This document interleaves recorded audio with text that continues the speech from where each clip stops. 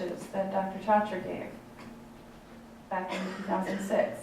So this is an MP3 file. See the citation. We have an XML document in this case, all of the metadata, as well as a small abstract. We have the URL off to the original location, our statistical information.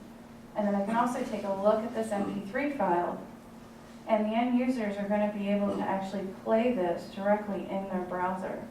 So we have an MP3 player embedded in here.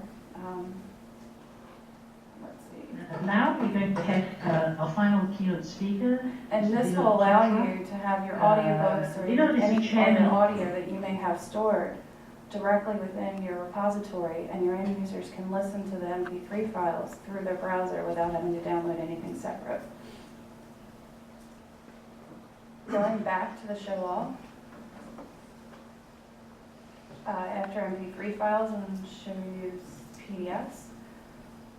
With PDFs, we'll go to Vortex, which is our open source software, a provider that sits on top of Virtua. This is something more of a complex object, whereas before what I showed you was an object that just had the metadata and one content file. You can also have an object that's going to have multiple content streams.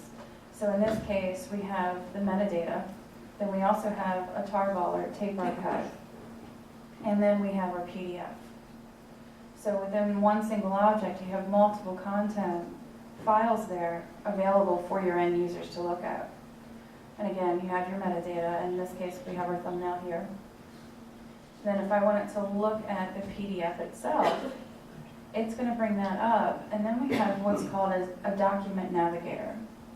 With the document navigator, and this is optional, your end users can look at the PDF directly through the browser. And you can see here, this is the page jumper, so they can jump to different pages. All right, go back to the show all again. In addition to the PDFs, we have Word documents. For both PDFs and Word documents, we are doing a full text index. What that means is when you ingest something into the repository that is text-based, our indexer is going to go through that, extract all the full text, put into it into a